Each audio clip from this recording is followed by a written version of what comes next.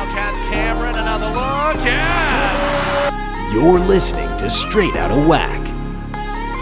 Kobe knocks! Bam! Bella Earl, that's where she's special, and one. Through his legs for Mike P. Oh my! Three for the lead! Got it! Lamar Wilkerson with 1.3 left to go! Here's your host, Kyle McDonald.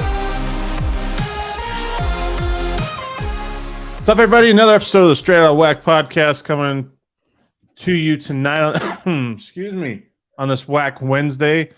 Sitting here watching some women's basketball games. Just saw the SFA Lady Jacks win 62-47 over New Mexico State to end their home slate. Lady Jacks actually only had 15 points at halftime, Matt. Saw 15. Like, they scored more in the third quarter alone than they did in the entire first half. Kind of crazy, but the first quarter, wasn't it was 22. What was it? What was the score? I know I tweeted it out, and people were like, what? Yeah. The halftime score was 18-15 at halftime.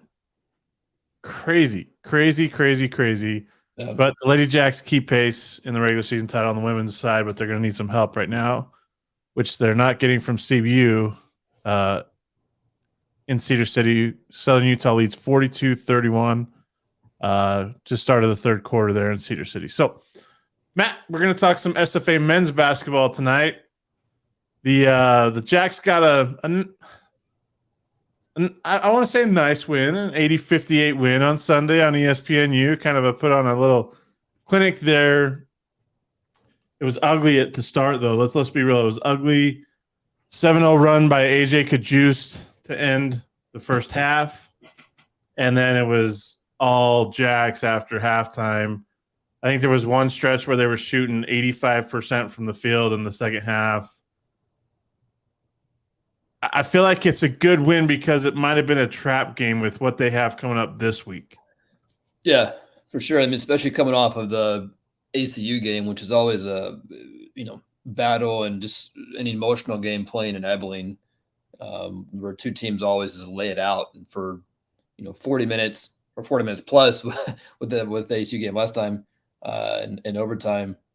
Coming off of that game, looking forward to Sam Houston. Yeah, I mean, you're right. I think a lot of teams could have easily looked ahead and kind of relaxed a little bit against a team like CBU that, they're not a bad team, but for the WAC standings, they're ranked fairly low. So, yeah, it was a good performance.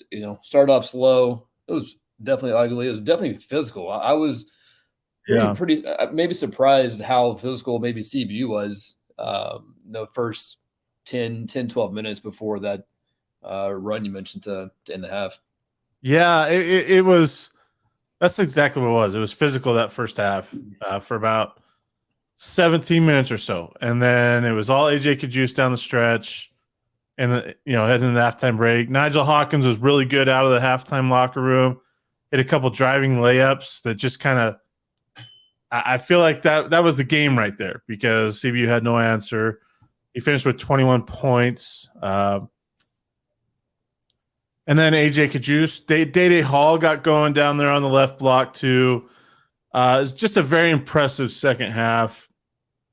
I think it's nice to – Kyle Keller mentioned it, that it was nice to get a win like that where he could rest a Rati Ware or a Day or other guys who've been dealing with injuries all season long, knowing what's ahead this week. And let's get into that a little bit. I mean, we got Sam Houston at home at the Sawmill on Wednesday.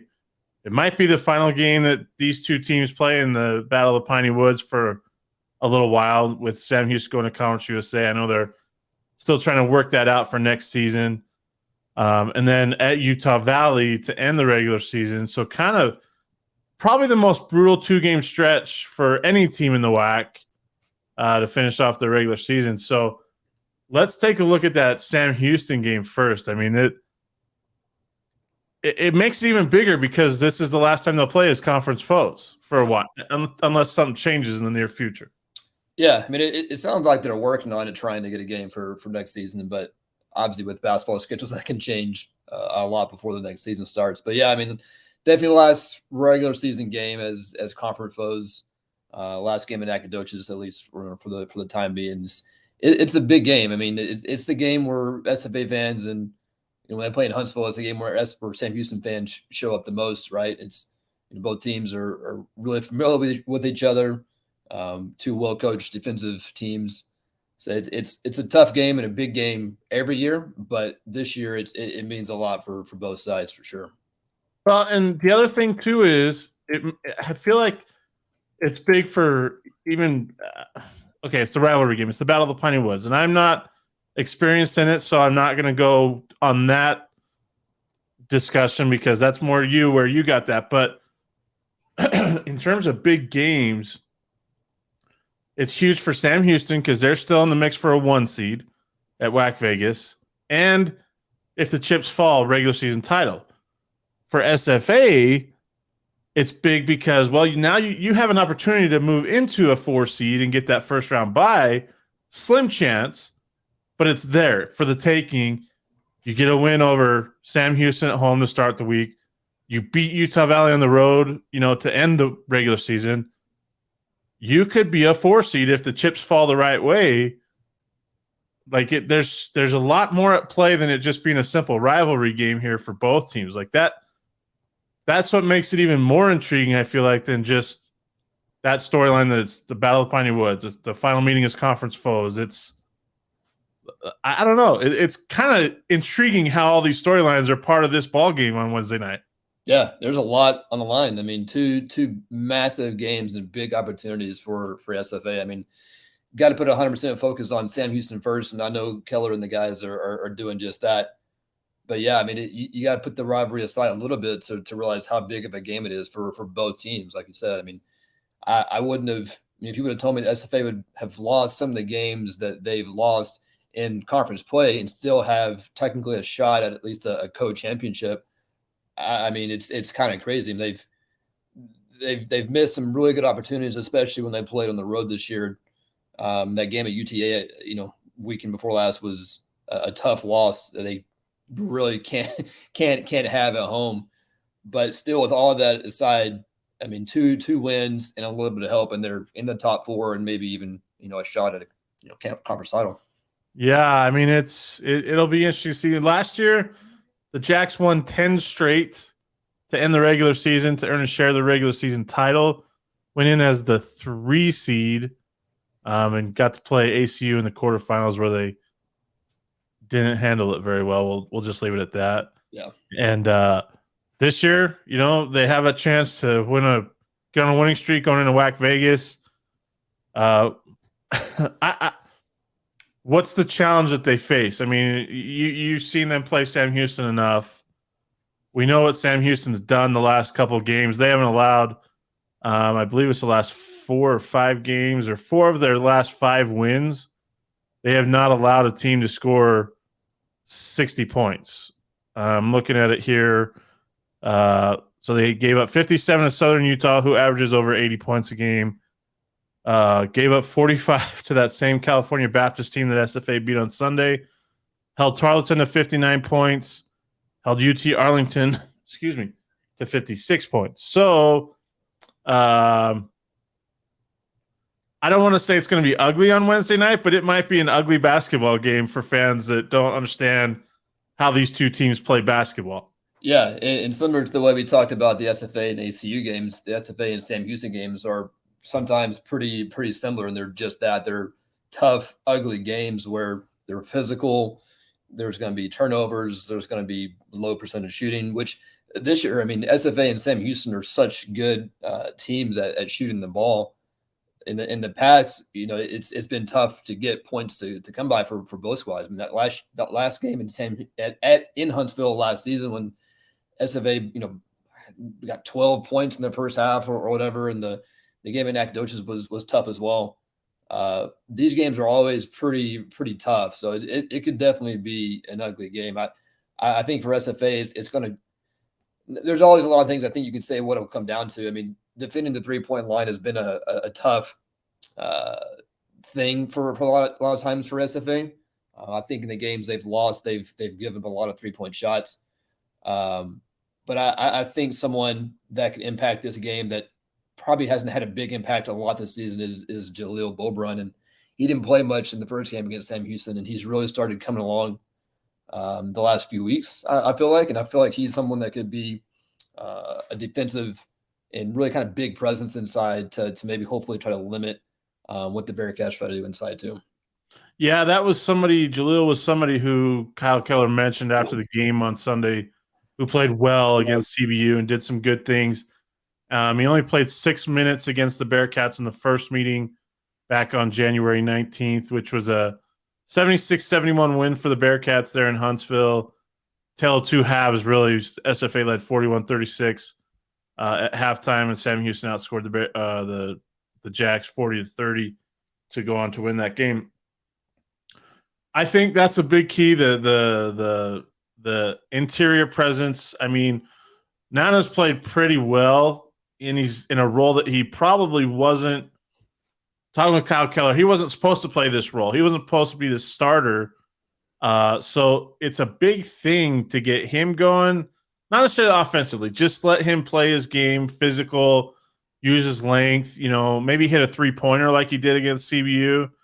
But I feel like that guard matchup with Quay Grant, AJ Kajust, Dante Powers, Nigel Hawkins, Rati Ware, Cam Hoofner, like that's going to be a fun battle. I mean, we can cliche this all we want about a rivalry game, but those battles individually are fun to watch.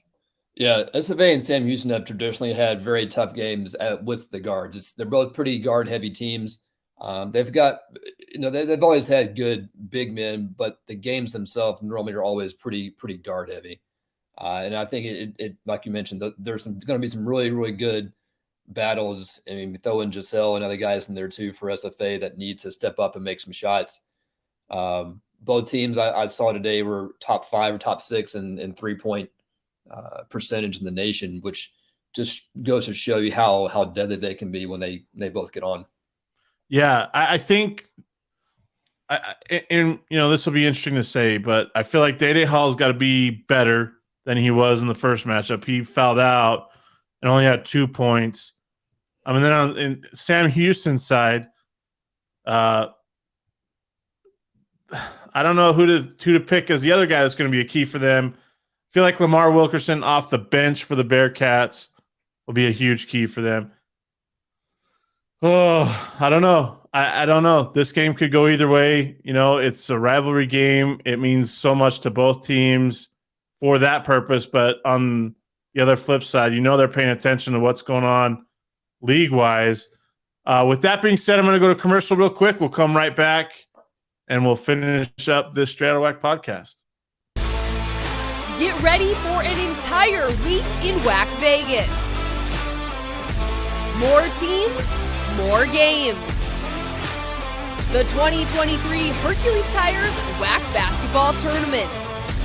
March 6th through the 11th at the Michelob Ultra Arena and the Orleans Arena in Las Vegas. For ticket information, go to waxsports.com. I'm on a plane in 5 days. 5 days. I'm on a plane for a week at Whack Vegas. Go to waxsports.com and get your tickets. I believe the tickets just went on sale for the Michelob Ultra Arena, so if your team's playing on Monday or Tuesday, you get those now at waxsports.com. So, Matt, are you going to be there at all? I'm not, so I can't make it. I wish I could go just to go to Vegas in general, but maybe a story for a different podcast. I have a pretty big superstition about going to conference tournaments. Ever since I've started school a long time ago, I won't say when, anytime SFA was either the top seed or played in the title game when I was there, they lost every time. So I stopped going, and then we, started winning. So I told myself, well, I'm just not going to go anymore. And I haven't been for a while. Oh, I love it. That's awesome. That is very awesome. superstitious person, so I'm just gonna let it ride and see what happens. That's awesome. Right now, as it stands, Jacks are playing on Tuesday. Right as it stands now, as Tuesday night, they're playing a week from tonight in Whack Vegas. There's currently the 5th seed So they would play UT Arlington in that 5-12 matchup. But we'll see what happens this week. It's a wild, wild whack. The conference has been crazy. We've seen weird things happen. Tarleton beat Utah Valley last week. UT Arlington beat SFA in Nacogdoches 2 weeks ago or a week and a half ago. Sam Houston has who was it that they lost to? They lost to UT Arlington at College Park Center. Utah Tech has beat Southern Utah. It's just a crazy league. Like Seattle beat GCU at GCU Arena on Friday night. Like, yeah, that's the crazy. That's why I say there's no SFA's not out yet. Like they're still in the mix for this top 4 seed. Yep, you never know. I mean, I do think they might need a little help. I mean, even if they can beat Sam Houston and beat Utah Valley, which those are the best opportunities to get points and get the quad 2, maybe quad 1 wins, depending on where they're at. I forget, but even then, I still feel like they might need Seattle or Southern Utah to slip up a little bit too to make it into the top 4. But like you said, you never know. I mean, this is a crazy league. It's really fun to follow and be a part of. Yeah, the thing is, take care of business. Do what you need to do, which is win games, win out, whatever, and let the other chips fall as they may. I mean, Seattle has to go to Utah Tech, which we know isn't a tough trip at all. The Trailblazers are better at Burns Arena. GCU still has to go to Utah Tech and Southern Utah. Well, Southern Utah tomorrow, and then Utah Tech on Friday to end the regular season. And Utah Tech beat the Lopes last year to spoil their chance at a regular season title. So, like you said, we've seen crazy things happen in this league all season long. Let's talk a little bit about the Utah Valley game too. It'll be interesting to see how much. I mean, there'll be seeding on the line, but a lot of that seeding will probably be determined by what happens on Wednesday. But Utah Valley, it's the lone meeting between the Jacks and the Wolverines this year. Utah Valley's got some length. They're leading the conference, I believe, in block shots because Aziz Bandago is like head and shoulders above the league in that category right now. So what do you see as a challenge there? I don't know if you've seen the Wolverines much, but it's senior night for Trey Woodbury and Tim Fuller, and they may have to win that ball game to win the regular season outright, depending on what happens on Wednesday night. So, yeah. What are your thoughts? It's a big game, regardless of what happens probably tomorrow. But I think the toughest part for SFA that I don't know that a lot of people realize is that it's such a quick turnaround from playing on Wednesday to then playing on Friday on the road in Utah. I mean, that's a really quick trip from having a big time robbery game at home on Wednesday and then needing basically another must-win game just less than 48 hours later against Utah Valley. So that in itself is maybe the biggest challenge for me because they don't have a lot of time to prepare and they have to travel at the same time. Yeah, that's this whole scheduling thing. It's very strange on how that worked out to where you play your arch rivals the second to last game of the season, and then 48 hours you're playing the top team in the league. Like that's a whole different story. I'm not going to get into it right now. Like that's an interesting scheduling tidbit. I'm going to apologize to the SFA Lady Jack fans who may be listening in on this. I think I gave Southern Utah some motivation tonight when I put out a bold prediction that I thought CVU was going to beat the T-Birds tonight. Right now, Southern Utah leads 58-42 with a little over 2 minutes left in the third quarter. So looking like the T-Bird women are going to clinch a share of the WAC regular season title tonight. And they can win it outright on Thursday when they host GCU. Matt, let's get your thoughts. What keys to this week for the Lumberjacks? I mean, we've kind of talked about it, broke it down, but maybe some other keys that you're looking at that could lead to some success and a couple of big wins if the games go the way the Jacks hope. Yeah, I think it's just playing their game and their focus, right? I think sometimes this season we've seen them be a little inconsistent and not really dialed in. which is why I thought the game Sunday actually was more positive for me than anything other than the result, is that they all seemed 100% dialed in and focused on the task at hand, and that's what they have to do this week to be able to get to where they want to be. And it hasn't been the best season. Of course, they don't want to have to battle to get into the top 4, but with that still being at hand, they have to lock in 100% and play a full game for 2 nights against 2 really, really big opponents. Jacks are 19-10 overall, 11-5 in WAC play. Like we said, currently they sit in the 5th spot in the WAC resume seeding standings.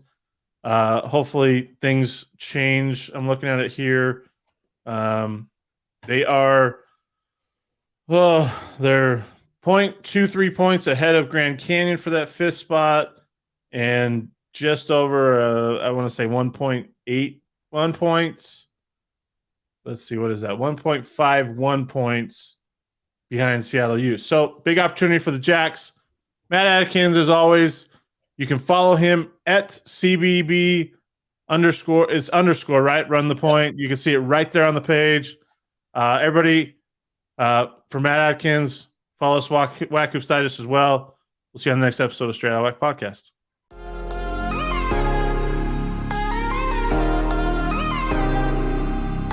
Thanks for listening to the Straight Outta WAC Podcast. You can find us on Apple Podcasts, Spotify, and other podcasting platforms. Be sure to subscribe so you never miss an episode. Remember to follow us on Twitter at WAC Hoops Digest and Facebook under WAC Hoops Digest for all your WAC Hoops news and information.